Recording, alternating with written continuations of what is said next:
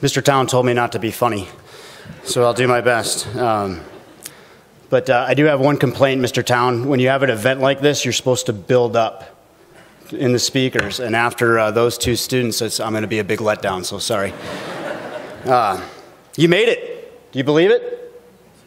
I'm not talking to you. I'm talking to you guys. You made it. You got them through middle school.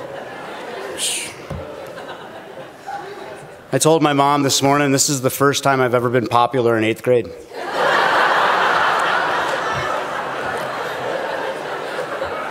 I didn't listen to her. I just want to genuinely, though, just say thank you to the students. I appreciate this award. I appreciate the fact that 12 other teachers got voted for as well. The team in middle school, all the teachers that we have and staff at Pusch Ridge are pretty awesome. After I started working there, I told Mr. Town, it's good to be at a place that works the way it's supposed to. It's pretty phenomenal to be here. But I have to say this award is kind of silly to me because it's kind of like getting an award for eating ice cream. If you get an award for doing what you love to do with good ingredients, it's kind of not a big deal. But I do thank you for that. You're right. Mr. Phillips told me to write a bunch of stuff and then just forget about it and just talk about whatever. So here we go. I just wanted to say this. In science, we make observations. And from those observations, we make inferences, which are not assumptions, but they're based off of fact. And one thing that I have found profound with my walk with Christ is the amount of times you see the fingerprints of God all around you. And when I came to Christ, I think it was about 5 or 6 years ago, I was driving home from church, and I had flashbacks. All the moments, very brief moments of people who showed me God's love, who showed me the fingerprints of God, and they were 100% perfectly clear to me. An instructor in Navy training who gave me a book on leadership that happened to be a Christian book on leadership, and told me at a time when I was really down that I was doing a good job, and I needed that.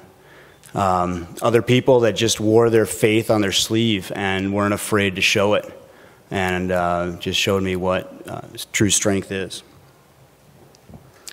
So we've had some special guest speakers come into our class, parents and outsiders, and one theme is common with all those people that come through.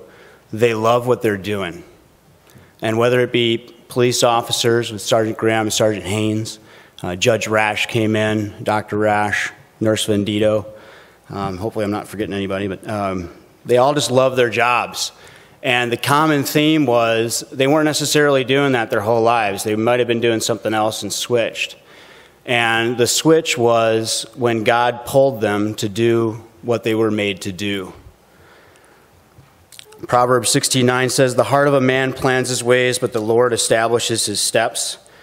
And as I've looked back on my life, I know that everything that I've done prior to this point, whether it be stay-at-home dad for my awesome kids and husband for my beautiful wife, is just, it was all training to do what I was called to do, which I hope is teaching. Otherwise, we'll find out something else different. But once you're doing that thing, it just feels right. It's easy. I was communicating with a friend of mine who's at another school, and it was the first time in like 10 years, and he'd been educating, that he was sorry that the school year had ended. And I'm kind of feeling the same way. I'm really not needing 2 months off. That doesn't mean I want extra work over the summer. But, you know, I'm ready to keep on going because it's been great. So what I want to leave you students with is what I started with at the beginning of the year. You guys are young adults, but now you're adults, and you're moving forward to high school. Remember what you learned in middle school because it'll help you survive. Do what you're made to do by God. And if you don't know what that is, ask your mom and dad, because they probably know.